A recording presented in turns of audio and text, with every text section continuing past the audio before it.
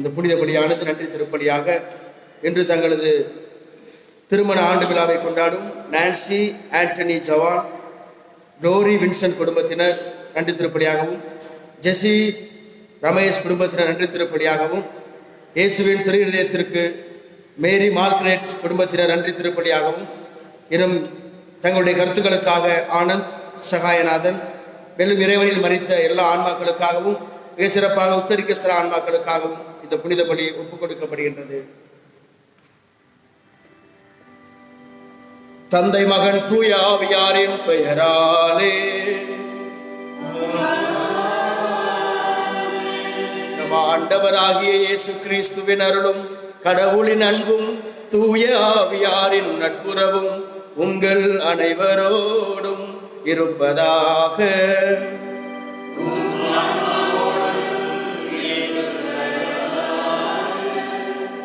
நற்கருணையின் திருத்தந்தை, ஏழ்மையாகவே பிறந்தேன், ஏழ்மையாகவே வாழ்கிறேன், ஏழ்மையாகவே ஒரு ஏழையாகவே இறப்பேன் என்று தன் வாழ்விலே உறுதிமொழி கொண்ட திருத்தந்தை புனித 10ஆம் பயசுடைய விழாவை இன்று நாம் கொண்டாடுகின்றோம்.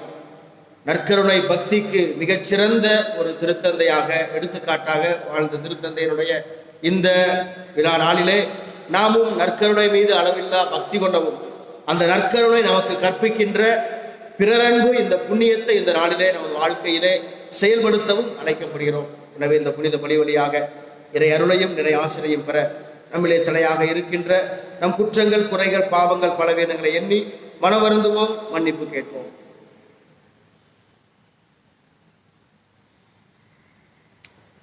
எல்லாம் வல்ல இறைவனிடமும் சகோதர சகோதரிகளே உங்களிடமும் நான் பாவி என்று ஏற்றுக்கொள்கிறேன். ஏனெனில் சிந்தனையாலும் சொல்லாலும் செயலாலும் கடமையில் தவறியதாலும் பாவங்கள் பல செய்தேன். என் பாவமே, என் பாவமே, என் பெரும் பாவமே. ஆகையால் இப்பொழுதும் கண்ணியான புனித மரியாதையும் வானதூதர் புனிதர் அனைவரையும் சகோதர சகோதரிகளே உங்களையும் நம் இறைவனாகிய ஆண்டவரிடம் எனக்காக வேண்டிக் கொள்ள மன்றாடுகிறேன். எல்லா வல்ல இறைவன் நம் மீது இறக்க வைத்து நம் பாவங்களை மன்னித்து நம்மை நினைவாழ்விற்கு அழைத்து செல்வாராக.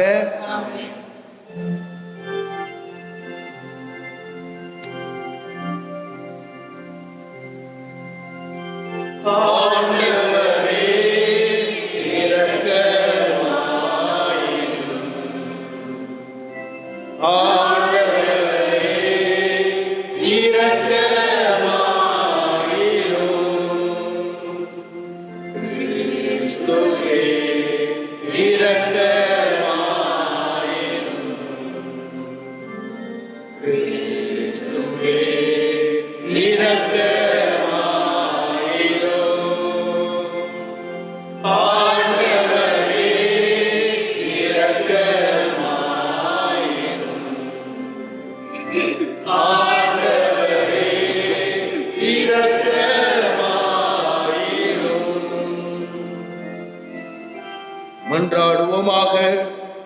இறைவா, கத்தோலிக்க நம்பிக்கையை பேணி காக்கவும் கிறிஸ்துவுக்குள் அனைத்தையும் புதுப்பிக்கவும் திருத்தந்தை புனித பயசுக்கு விண்ணக ஞானத்தையும் திருத்தூதருக்குரிய மனத்திடனையும் நிரம்ப அளித்தீரே. நாங்கள் அவருடைய படிப்பினைகளையும் எடுத்து காட்டையும் பின்பற்றி நிலை வாழ்வை பரிசாக பெற்றுக்கொள்வோமாக. உம்மோடு தூய ஆவியாரின் ஒன்றிப்பில் இறைவனா என்றென்று வாழ்ந்து ஆட்சி செய்கின்ற அவர் வழியாக உம்மை மன்றாடுகின்றோம்.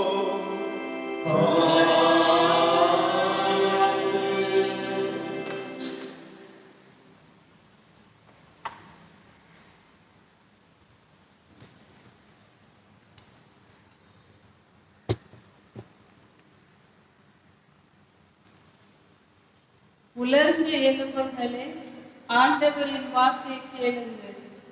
என் மக்களே, உங்களை உங்கள் கல்லறைகளில் நின்று மேலே கொண்டு வருவேன். இறைவாக்கினர் எசேக்கியேல் நூலிலிருந்து வாசகம். அதிகாரம் 37, இறை திருவசனங்கள் 1 முதல் 14 முடிய. அந்நாட்களில் ஆண்டவரின் ஆற்றல் என் மீது இறங்கியது. அவர் என்னை தம் ஆவியால் தூக்கி கொண்டு போய் பள்ளத்தாக்கின் நடுவில் நிறுத்தினார்.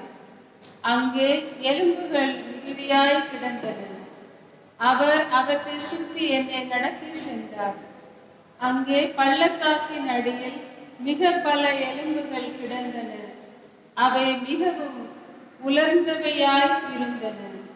அவர் என்னிடம், மானிடா, இந்த எலும்புகள் உயிர் பெற முடியுமா என்று கேட்டார். நான், தலைவராகிய ஆண்டவரே, உமக்கு தெரியுமே என்று மறுமொழி அளித்தேன். அவர் என்னிடம் உரைத்தது, நீ இந்த எலும்புகளுக்கு இறைவாக்கு உரை. உலர்ந்த எலும்புகளே, ஆண்டவரின் வாக்கை கேளுங்கள் என்று சொல். தலைவராகிய ஆண்டவர் இந்த எலும்புகளுக்கு இவ்வாறு கூறுகிறார், நான் உங்களுள் உயிர் மூச்சு புக செய்வேன், நீங்களும் உயிர் பெறுவீர்கள். நான் உங்களை நரம்புகளால் கொடுப்பேன், உங்கள் மேல் சதையை பரப்புவேன், உங்களை தோலால் மூடுவேன், பின் உங்களுக்குள் உயிர் மூச்சு புக செய்வேன், நீங்களும் உயிர் பெறுவீர்கள். அப்போது நானே ஆண்டவர் என அறிந்து கொள்வீர்கள். எனவே எனக்கு கட்டளையிட்டபடி இறைவாக்கு உரைத்தேன். நான் இறைவாக்கு உரைக்கையில் உராயும் ஓசை கேட்டது. ஒவ்வொரு எலும்பும் தனக்குரிய எலும்புடன் சேர்ந்து கொண்டது. நான் பார்க்கையிலேயே அவற்றில் நரம்புகள் ஏற்பட்டு சதை தோன்றி தோல் அவற்றின் மேல் மூடியது. ஆனால் அவற்றில் உயிர் இன்னும் வரவில்லை. பின்னர் அவர் என்னிடம், உயிர் மூச்சுக்கு இறைவாக்கு உரை மானிடா, இறைவாக்கு உரைத்து உயிர் மூச்சிடம் சொல். தலைவராகிய ஆண்டவர் கூறுவது இதுவே, 4 காற்றுகளிலிருந்தும் உயிர் மூச்சே வா, நீ வந்து கொலையுண்ட இவர்களுக்குள் புகு, அப்பொழுது இவர்கள் உயிர் பெறுவர். எனவே அவர் எனக்கு கட்டளையிட்டவாறு இறைவாக்கு உரைத்தேன். உடனே அவர்களுக்குள் உயிர் மூச்சு புகுந்தது. அவர்கள் உயிர் பெற்று கால் ஊன்றி மாபெரும் படைத்திரள் போல் நின்றனர்.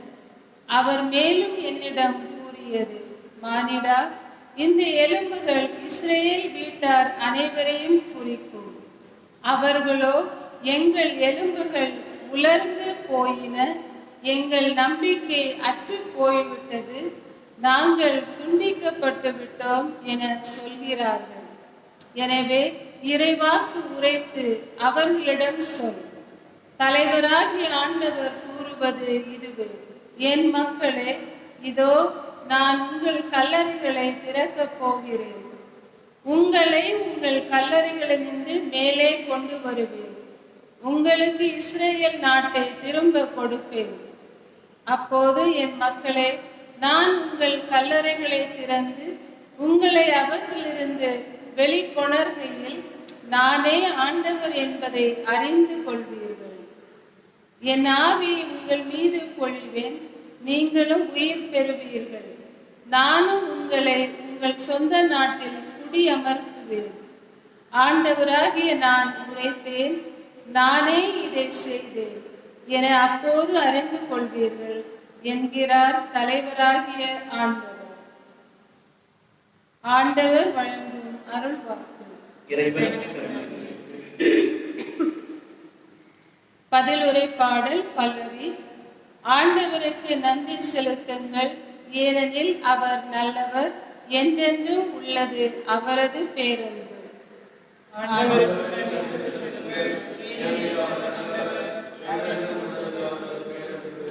ஆண்டவரால் மீட்படைந்தோர், எதிரியின் கை நின்று அவரால் மீட்கப்பட்டோர், கிழக்கினின்றும் மேற்கினின்றும் வடக்கினின்றும் தெற்கினின்றும் பல நாடுகளினின்றும் ஒன்று சேர்க்கப்பட்டோர் சொல்வார்களாக. பல்லவி.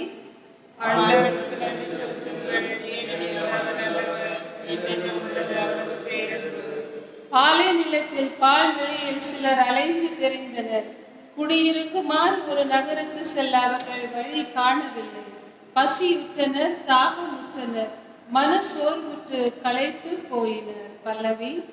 ஆண்டவருக்கு நன்றி செலுத்துங்கள், ஏனெனில் அவர் நல்லவர், என்றென்றும் உள்ளது அவரது பேரன்பு. தம் நெருக்கடியில் ஆண்டவரை கூவி அழைத்தனர்.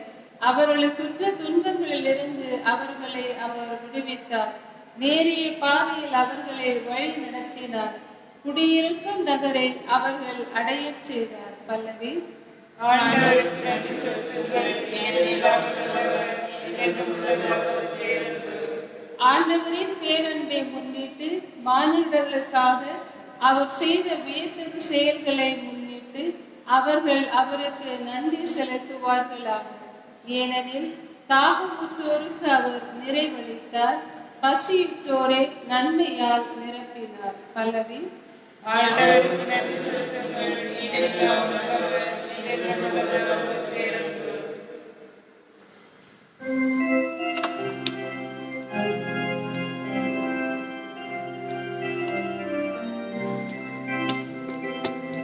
Alleluia, Alleluia, Alleluia, Alleluia, Alleluia, Alleluia. ஆண்டவரே, உம் வழிகளை எனக்கு கற்பித்தருளும்.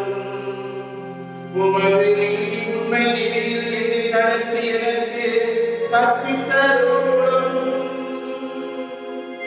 Alleluia, Alleluia, Alleluia.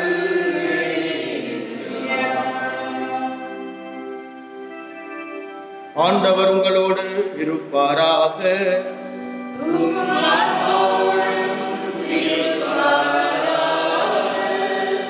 மத்தேயு எழுதிய பரிசுத்த நற்செய்தியிலிருந்து வாசகம். ஆண்டவரே,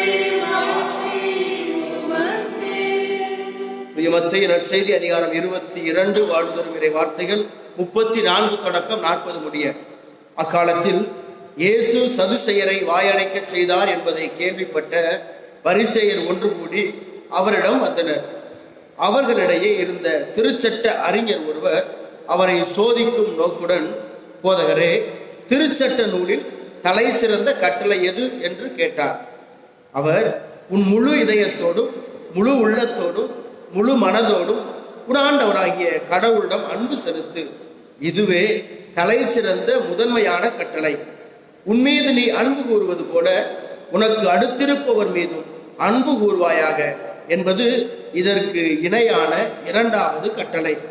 திருச்சட்ட நூல் முழுமைக்கும் இறைவாக்கு நூல்களுக்கும் இவ்விரு கட்டளைகளே அடிப்படையாக அமைகின்றன என்று பதிலளித்தார். ஆண்டவரின் அருள்வாக்கு.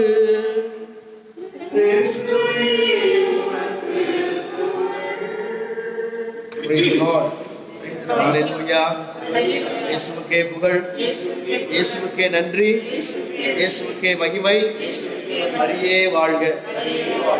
கிறிஸ்து இயேசுவில் பிரியமுள்ள சகோதர சகோதரிகளே, நாம் இப்பொழுது ஒரு அசாதாரண சூழ்நிலையிலே வாழ்ந்து கொண்டிருக்கிறோம். இப்படிப்பட்ட இந்த சூழ்நிலைகள் எல்லாம் ஒருவேளை பல நேரங்களிலே நமது நம்பிக்கை குறைந்து விடுவதற்கான சூழ்நிலைகள் பல இந்த நாட்களிலே வந்து கொண்டிருக்கின்றன, ஏற்பட்டிருக்கின்றன. ஆனால் இறைவன் எப்பொழுதும் அவர் நம் மீது அன்பு கொண்டிருக்கிறார். அவருடைய கிருபையும் அவருடைய இரக்கமும் ஒருபோதும் குறைவதில்லை என்பதை நமக்கு அடிக்கடி ஆண்டவர் சுட்டிக்காட்டி கொண்டே இருக்கிறார். இன்றைய திருவழிபாட்டு வழியாக மிக அழுத்தமாக ஆணித்தரமாக இறைவன் நமக்கு ஒரு நம்பிக்கை செய்தியை தருகிறார். இந்த முதல் வாசகத்திலே நாம் வாசிக்க கேட்டோம், இஸ்ராயல் மக்கள் அந்த உலர்ந்த எலும்புகளைப் போல நாங்கள் மாறி, எங்களுடைய வாழ்க்கை மாறிவிட்டது, எங்களுடைய நம்பிக்கை அற்றுவிட்டது, இனிமேல் எங்களால் வாழ முடியாது, இனிமேல் எங்களால் பிழைக்க முடியாது, இனிமேல் எங்களுக்கு எல்லாம் முடிந்து விட்டது என்ற அந்த சூழ்நிலையிலே வாழ்ந்து கொண்டிருக்கின்ற அந்த மக்களுக்கு அவருடைய வாழ்க்கை என்பது ஒரு உலர்ந்த எலும்புகளைப் போல, இனிமேல் ஒன்றுக்கும் உதவாத ஒரு எலும்புகளைப் போல, உலர்ந்து தூக்கி எறியப்பட்ட எலும்புகளைப் போல அவர்கள் வாழ்க்கை மாறிவிட்டது என்று நினைத்துக் கொண்டிருந்த அந்த சூழ்நிலையிலே, நம்பிக்கையற்று வாழ்ந்த சூழ்நிலையிலே, அவருடைய வாழ்க்கை ஒரு இறந்ததற்கு சமமான ஒரு வாழ்க்கையாய் மாறிவிட்டது என்ற சூழ்நிலையிலே ஆண்டவர் எசேக்கியேல் இறைவாக்கினர் வழியாக அவர்களுக்கு ஒரு அழகான நம்பிக்கை செய்தி எடுத்து கூறுகிறார். இந்த உலர்ந்த எலும்புகளுக்கு இறைவார்த்தையை அறிவி, கடவுளுடைய இந்த வார்த்தை அவர்களுக்கு உயிரை கொடுக்கும், கடவுளுடைய வார்த்தை இந்த உலர்ந்த எலும்புகளுக்கு நரம்புகளை கொடுக்கும், சதையை கொடுக்கும், உயிர் மூச்சை நான் ஊதுவேன் என்று ஆண்டவர் சொல்கிறார். அப்படிப்பட்ட இந்த உலர்ந்த எலும்புகளைப் போல இருக்கின்ற என் மக்களுடைய வாழ்க்கையும் நம்பிக்கை வரும், உயிர் வரும், வாழ்வு வரும். அதற்கு காரணம் எனது வார்த்தை. எனவே கடவுளுடைய அந்த வார்த்தையை நாம் கேட்க கேட்க நமக்குள் உயிர் வருகிறது, நமக்குள் ஆற்றல் வருகிறது, நமக்குள் சக்தி வருகிறது. எனவேதான் தூய பேதுரு அழகாக சொல்லுவார், 1 பேதுரு 1வது அதிகாரம் 23வது திருவசனத்திலே, நீங்கள் அழியக்கூடிய வித்தினால் அல்ல, மாறாக வாழ்வு தரக்கூடிய உயிருள்ள வித்தாகிய கிறிஸ்துவின் வார்த்தையால் நீங்கள் புதுப்பிக்கப்பட்டிருக்கிறீர்கள். ஆக நாம் கடவுளுடைய வார்த்தையால் புது பிறப்பு அடையப்பட்டிருக்கிறோம். எனவேதான் இந்த கடவுளுடைய வார்த்தை உயிர் உள்ளது. எபிரேயர் 4:12 வாசிக்கிறோம், கடவுளுடைய வார்த்தை உயிர் உள்ளது, ஆற்றல் மிக்கது. கடவுளுடைய வார்த்தை உயிரை கொண்டிருக்கிறது, நமக்குள் அது ஆற்றலை கொடுக்கிறது. இந்த வார்த்தையை கேட்க கேட்க நமக்குள்ளாக ஆற்றல் வருகிறது, சக்தி வருகிறது. அந்த கடவுளுடைய வார்த்தையானவர் தான், கடவுளுடைய இந்த வார்த்தையானவர் தான் மனு உருவாகி, கடவுளுடைய இந்த வார்த்தை மனு உருவாகி நம்மிலே குடிகொண்டது. யோவான் நற்செய்தியிலே 1வது அதிகாரம் 14வது திருவசனத்திலே நாம் வாசிக்கிறோம், கடவுளுடைய வார்த்தை மனு உருவானது. அந்த மனு உருவான வார்த்தை நம்மிடையே குடிகொண்டது. கடவுள் நம்மோடு குடிகொண்டிருக்கிறார். வார்த்தையானவர் நம்மோடு ஒரு உயிராய் குடிகொண்டிருக்கிறார். அந்த வார்த்தை நமக்கு உயிரை கொடுக்கிறது, அந்த வார்த்தை நமக்கு சக்தியை கொடுக்கிறது. அப்படி என்ற அந்த வார்த்தையை நாம் கேட்க வேண்டும். இந்த வார்த்தையை கேட்க கேட்க, இறை வார்த்தையை வாசிக்க வாசிக்க அது நமக்கு உயிரை கொடுக்கிறது, அது நமக்கு சக்தியை கொடுக்கிறது, அது நமக்கு சுகத்தை கொடுக்கிறது, அது நமக்கு விடுதலையை கொடுக்கிறது. மத்தேயு நற்செய்தி 8வது அதிகாரத்துல 16வது இறைவசனத்திலே வாசிக்கிறோம், அவர் ஒரு வார்த்தை சொல்ல பேய்கள் ஓடின, அனைத்து நோய்களும் நீங்கின. அவர் ஒரு வார்த்தை சொல்ல, லாசரே வெளியே வா என்று சொன்ன பொழுது இறந்த லாசர் வெளியே வந்தார். ஆக கடவுளுடைய வார்த்தைக்கு அத்துணை வல்லமை இருக்கிறது, அத்துணை சக்தி இருக்கிறது. அது உயிர் தருகின்ற அந்த வார்த்தை. ஆக அந்த வார்த்தை நமக்கு இறைவன் இயேசு கிறிஸ்து என்ற மனிதராய் கொடுக்கப்பட்டிருக்கிறது. ஆக இந்த வார்த்தையை நாம் வாழ்வாக்க வேண்டும் என்றால், இந்த வார்த்தை நமக்குள்ளே செயல்பட வேண்டும் என்றால் நாம் என்ன செய்ய வேண்டும் என்பது இன்றைய நற்செய்தி வழியாக ஆண்டவர் நமக்கு சொல்கிறார். என்னென்றால், கடவுளுடைய வார்த்தையை நாம் செயல்படுத்த வேண்டும், கடவுளுடைய வார்த்தையை நாம் செயல்படுத்த வேண்டும். எனவேதான் யாக்கோபு சொல்லுவார், செயலற்ற நம்பிக்கை பயனற்றது, செயலற்ற விசுவாசம் செத்த விசுவாசம். எனவேதான் யோவான் சொல்லுவார், கடவுளை அன்பு செய்கிறேன் என்று சொல்லிக்கொண்டு சகோதர சகோதரிகளை வெறுப்போர் பொய்யர், பொய்யர் என்று சொல்லிவிட்டு அதற்கு முன்பாக சொல்லுவார். 1 யோவான் 4வது அதிகாரத்துல சொல்லிவிட்டு அதை சொல்ல 3வது அதிகாரத்தில் சொல்லுவார், சாத்தான் பொய்களின் தலைவன் என்று சொல்லுவார். அப்படி என்றால் கடவுளை அன்பு செய்து கொண்டு மனிதர்களை சகோதர சகோதரிடம் அன்பு செய்யாதோர் பொய்யர் என்றால் அவர்கள் சாத்தானுக்குரியவர்கள், அவர்களிடம் கடவுளின் அன்பு இல்லை. என்றால் கடவுள் அன்பாய் இருக்கிறார். 1 யோவான் 4வது அதிகாரம் 16வது திருவசனம். ஆக கடவுளிடம் நாம் அன்பு கொண்டிருக்கிறோம் என்றால் அது செயல்படுகின்ற அன்பு, அது செயலிலே காட்டுகின்ற அன்பு, அதுதான் உண்மையான அன்பு. எனவேதான் ஆண்டவர் மிக தெளிவாக சொல்கிறார், முதல் கட்டளை என்று சொல்லிவிட்டு அதற்கு இணையான கட்டளை, 2வது கட்டளை அல்ல, இணையான கட்டளை. அப்படி என்றால் இதுவும் அதுவும் ஒன்றுதான். கடவுளை அன்பு செய்வதும் ஒன்றுதான், மனிதர்களை அன்பு செய்வதும் ஒன்றுதான். கடவுளை அன்பு செய்யாமல் மனிதரை அன்பு செய்ய முடியாது. மனிதரை நாம் அன்பு செய்தால் தான் கடவுளை அன்பு செய்ய முடியும். என்றால் கடவுள் அன்பாய் இருக்கிறார். மிக தெளிவாக சொல்றார், அதற்கு இணையான கட்டளை. முதல் கட்டளைக்கு கடவுளை முழு இல்லத்தோடும் முழு ஆன்மாவோடும் முழு இதயத்தோடும் அன்பு செய், அதே போல மனிதரையும் முழு இதயத்தோடும் முழு உள்ளத்தோடும் முழு ஆன்மாவோடும் அன்பு செய்ய வேண்டும். அதற்கு இணையான கட்டளை. ஆக கடவுளை நாம் அன்பு செய்கிறோம் என்றால் அது நமது அன்பு என்பது பிறரிலே வெளிப்பட வேண்டும். நாம் பிறரிடம் எப்படி இருக்கிறோம் என்பதில் வெளிப்பட வேண்டும். நமது உறவை வைத்துத்தான் நாம் கடவுளிடம் அன்பு கொண்டிருக்கிறோம் என்பதில் பயன் இருக்கிறது, பொருள் இருக்கிறது, வெளிப்பாடு இருக்கிறது. அப்படி இல்லை என்றால் நமது உறவுகள் குடும்பத்திலும் சரி, நாம் வாழ்கின்ற சூழ்நிலையிலும் சரி, நமது நண்பர்கள் மத்தியிலும் சரி, நாம் வேலை செய்கின்ற இடங்களிலும் சரி, நமது உறவு நிலைகள் நமது சகோதர சகோதரிடம் சரியாக இல்லை என்றால் நமது உறவு இறைவனிடம் சரியாக இல்லை. அதுதான் உண்மையான பொருள். நாம் எத்தனை நல்லவர்களாக வரலாம், அல்லது ஜெபிக்கலாம், அல்லது எத்தனை நற்காரியங்களை செய்யலாம், அதெல்லாம் இதற்கு இரண்டாவது தான். ஆக முதலிலே பிறர் அன்பு. பிறர் அன்பு தான் அங்கு இறைவனுடைய அன்பை வெளிப்படுத்துகிறது. இந்த பிறர் அன்பின் ஏழைகளின் திருத்தந்தையாக வாழ்ந்தவர் தான் புனித 10ஆம் பத்திநாதர். பயஸ்டன்ட், நற்கருணையின் திருத்தந்தை என்று அழைக்கப்படுகிறார், ஏழைகளின் திருத்தந்தை என்று அழைக்கப்படுகிறார். 1828ஆம் ஆண்டில இத்தாலியில் உள்ள வெனிஸ் நகரத்திலே அவர் பிறக்கிறார். ஏழை குடும்பத்திலே பிறந்து அவர் குருவாக வேண்டும் என்று இளமையிலே ஆசை, அவருக்கு அதிகமான ஆசை. எனவே நற்கருணை மீது அப்பொழுதே பக்தி கொண்டவராக வாழ்கிறார். அவர் ஆயராக தேர்ந்தெடுக்கப்படுகிறார். 258வது திருத்தந்தையாக அவர் திருச்சபையில் உயர்த்தப்படுகிறார். அப்பொழுது அவர் சொன்ன வார்த்தை, எல்லாவற்றையும் கிறிஸ்துவுக்குள் ஒப்புரவாக்க, to restore everything in Christ. அவருடைய அந்த மோட்டோவாக எடுக்கிறார். எல்லாவற்றையும் கிறிஸ்துவுக்குள்ளே ஒப்புரவாக்க, கிறிஸ்துவுக்குள்ளே அனைவரையும் அர்ச்சிக்க வேண்டும், அபிஷேகம் செய்ய வேண்டும், அனைவரும் கிறிஸ்துவுக்குள்ளே ஒன்றிணைய வேண்டும். எனவேதான் அந்த கிறிஸ்துவிலே ஒன்றிணைக்கின்ற அந்த நற்கருணைக்கு அதிகமாக முக்கியத்துவம் கொடுத்தார். அவர்தான் முதலிலே நற்கருணையை சிறுவர்களுக்கு கொடுக்கின்ற பழக்கத்தை கொண்டு வருகிறார். இரண்டாவதாக திருப்பலியிலே இந்த திரு இசையை அவர்தான் உள்ளே கொண்டு வருகிறார். என்னென்ன மக்கள் அனைவரும் பங்கெடுக்க வேண்டும். 11 பாடலை திருப்பலியிலே இணைக்கிறார். மக்கள் அனைவரும் பதில் சொல்ல வேண்டும் என்பதற்காக இந்த திரு செபங்களை அவர் எளிதாக மாற்றுகிறார். திரு இசையோடு மக்கள் அனைவரும் பங்கு பெற வேண்டும் என்று சொல்கிறார். சொல்லுவார், திரு இசை என்பது மற்ற இசைகளை விட மேற்பட்டதாக, மாறுபட்டதாக இருக்க வேண்டும் என்றால் அது இறைவனை நாம் அனுபவிக்கின்ற, அவருடைய அன்பை உணர்கின்ற ஒரு இடமாக அவர் இருக்க வேண்டும் என்று விரும்புகிறார். ஆக ஏழைகள் மீதும் அதிகமாக நற்கருணை மீது பக்தி கொண்டு வாழ்ந்த திருத்தந்தையினுடைய விழாவை கொண்டாடுகின்ற நாமும் பிறர் அன்பிலே நாமும் வாழ்கின்றவர்களாக, அந்த அன்பை செயல்படுகின்றவர்களாக, வாழ்கின்ற சூழ்நிலையிலே நம்மோடு இருக்கின்றவரிடம் அன்போடும் நாம் இருக்கின்றவர்களை புரிந்து கொண்டும் இறைவனுடைய அருளை பெற இந்த நாளிலே சிறப்பாக ஜெபிப்போம். இறைவன் அன்பு தாய் அன்னை மரி வழியாக நம் ஒவ்வொருவரையும் ஆசீர்வதிப்பாராக. ஆமென்.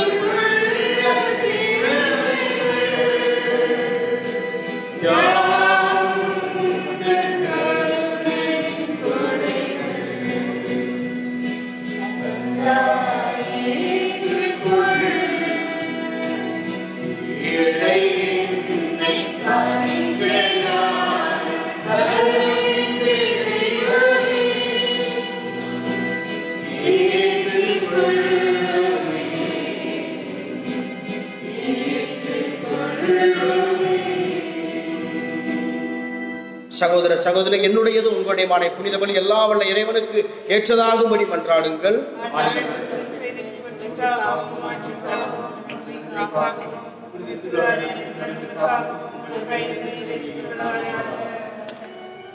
ஆண்டவரே, எங்கள் காணிக்கைகளை கனிவுடன் ஏற்றருள உம்மை வேண்டுகின்றோம்.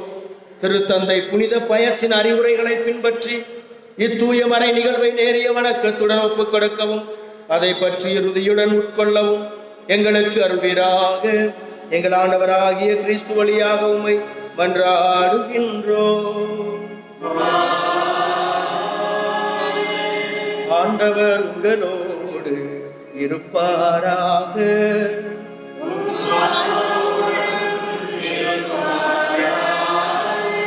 இதயங்களை மேலே எழுப்புங்கள்.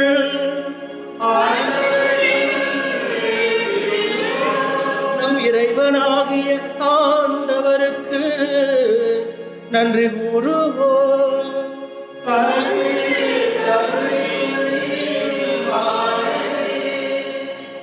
ஆண்டவரே, தூயவரான தந்தையே, என்றும் உள்ள எல்லாம் வல்ல இறைவா, எங்கள் ஆண்டவராகிய கிறிஸ்து வழியாக எந்நாளும் இவ்விடத்திலும் நாங்கள் உமக்கு நன்றி செலுத்துவது மெய்யாகவே தகுதியும் நீதியுமாகும், எங்கள் கடமையும் மீட்புக்குரிய செயலுமாகும்.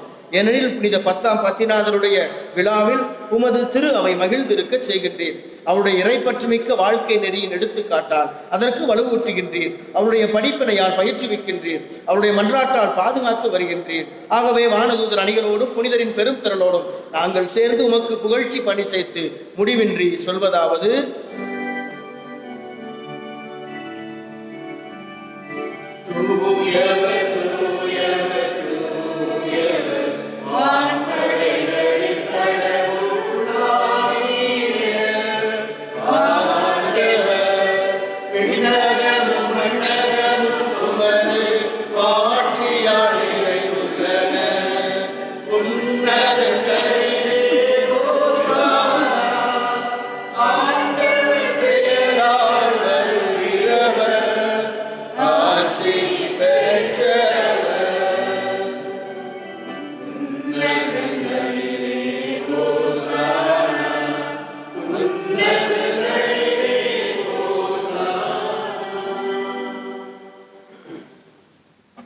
ஆண்டவரே, நீர் மெய்யாகவே தூயவர், தூய்மை அனைத்துக்கும் ஊற்று.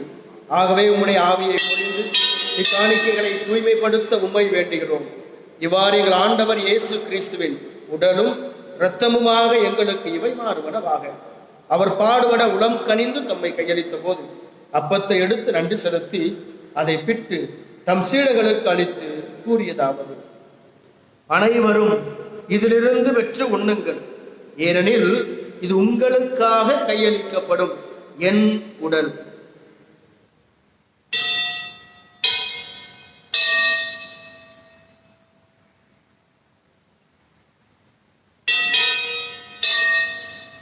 அவ்வண்ணமே இரவு விருந்தை அருந்திய பின் கிண்ணத்தையும் எடுத்து மீண்டும் உமக்கு நன்றி கூறி தம் சீடர்களுக்கு அளித்து அவர் கூறியதாவது: அனைவரும் இதிலிருந்து பெற்று பருகுங்கள், ஏனெனில் இது புதிய நிலையான உடன்படிக்கைக்கு உரிய என் இரத்தத்தின் கிண்ணம்.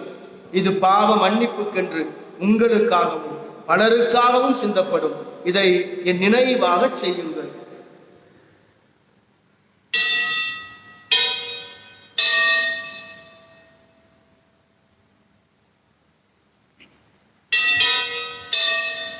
நம்பிக்கையின் மறைபொருள்.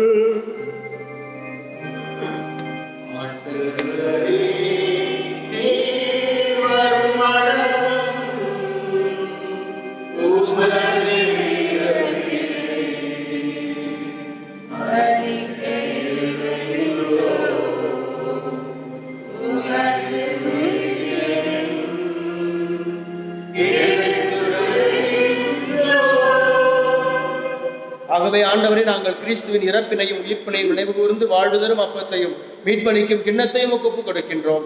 உம் திருமுனின்று உமக்கு ஊழியம் முடிய தகுந்தவர்கள் என எங்களை ஏற்றுக்கொண்டு எனவே உமக்கு நன்றி செலுத்துகின்றோம்.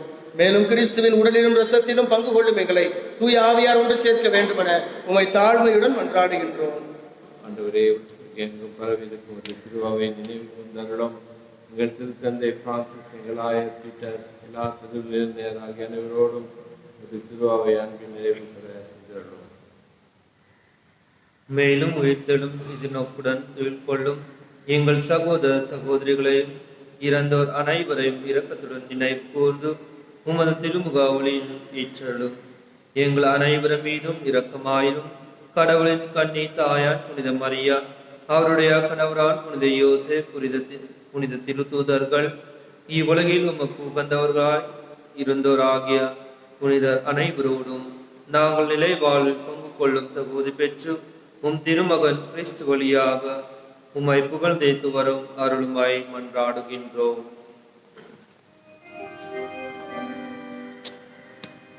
இவர் வழியாக இவரோடு இவரில் எல்லாம் வல்ல இறைவனாகிய தந்தையே, தூய ஆவியாரின் ஒன்றிப்பில் எல்லா புகழும் ஆட்சியும் என்றென்றும் உமக்கு உரியதே.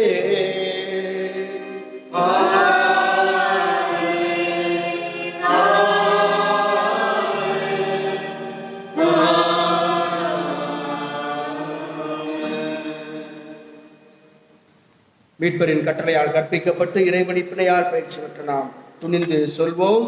விண்ணுலகில் இருக்கிற எங்கள் தந்தையே, உமது பெயர் தூயதென போற்றப் பெறுக. உமது ஆட்சி வருக. உமது திருக்குளம் விண்ணுலகில் நிறைவேறுவது போல மண்ணுலகிலும் நிறைவேறுக. எங்கள் அன்றாட உணவை இன்று எங்களுக்கு தாரும். எங்களுக்கு எதிராக குற்றம் செய்வோரை நாங்கள் மன்னிப்பது போல எங்கள் குற்றங்களை மன்னியும். எங்களை சோதனைக்கு உட்படுத்தாதே, தீமையிலிருந்து எங்களை விடுவித்தரணும். ஆண்டவரே, தீமை அனைத்திலிருந்தும் எங்களை விடுவித்து எங்கள் வாழ்நாளில் அமைதியை கனிவுடன் அருளவும் என்றாடுகின்றோம். உமது இரக்கத்தின் உதவியாக நாங்கள் பாவத்திலிருந்து எப்போது விடுதலை பெற்று யாதொரு கலக்கமும் பயமும் அச்சமும் இன்றி நலமாயிருப்போமாக. நாங்கள் எதிர்நோக்கி இருக்கும் பேரின்பத்துக்காகவும் மீட்பராகிய இயேசு கிறிஸ்துவின் வருகைக்காகவும் காத்திருக்கின்றோம். ஆண்டவரே இயேசு கிறிஸ்துவே, அமைதியை உங்களுக்கு விட்டுச் செல்கிறேன், என் அமைதியையே உங்களுக்கு அளிக்கிறேன் என்று உம் திருத்தூதர்களுக்கு மொழிந்தீரேன். எங்கள் பாவங்களை பாராமல் உமது திரு அவையின் நம்பிக்கையை கண்ணோக்கி உமது திருவுளத்துக்கு ஏற்ப அதற்கு அமைதியையும் ஒற்றுமை அளித்தருவீராக. என்றென்றும் வாழ்ந்து ஆட்சி செய்கின்றவர் நீரே.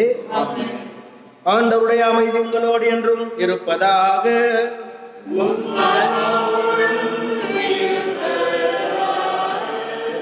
கிறிஸ்தின் அமைதியை பகிர்ந்து கொள்வோம்.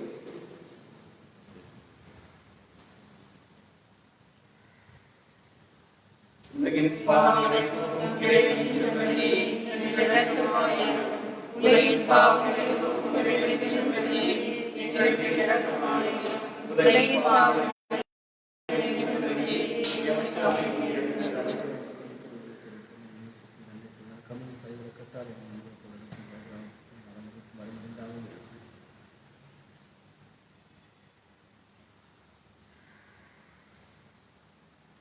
இதோ இறைவனின் செம்மறி, இந்த உலகின் பாவங்களை போக்குகின்றவர். இந்த செம்மறியின் விருந்துக்கு அழைக்கப்பட்டுள்ள நாம் அனைவரும் பேறு பெற்றோர். நான் தகுதியற்ற வார்த்தை மட்டும் சொல்லியிருந்தேன்.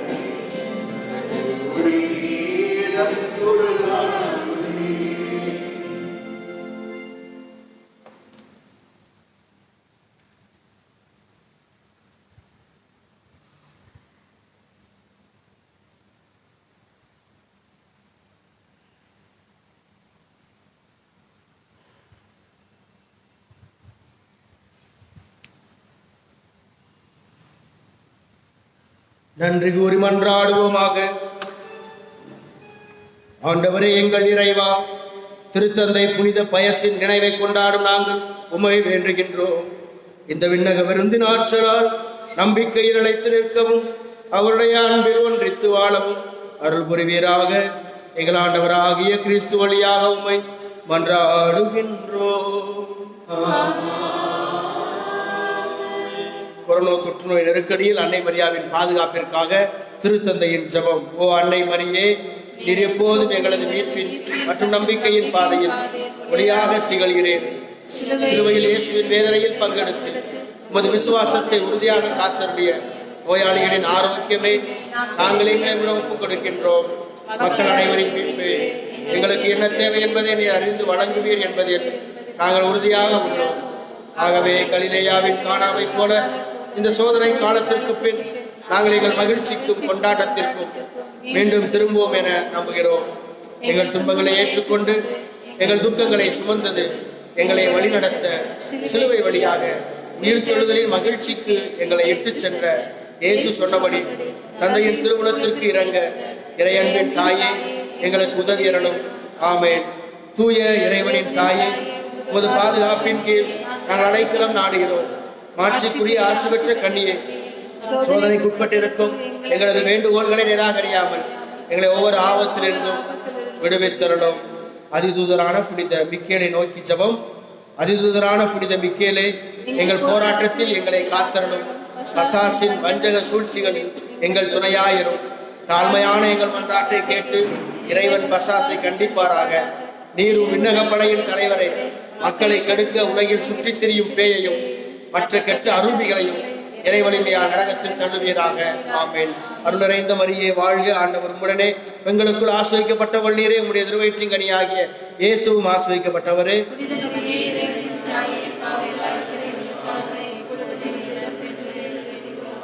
அற்புதம் மிகுந்த ஆரோக்கிய தாயே, புனித சூசையப்பரே, புனித பயஸ்டன்தே, இறைவனின் எல்லா புனிதர்களே, புனிதையரே, ஆண்டவர் உங்களோடு இருப்பாராக.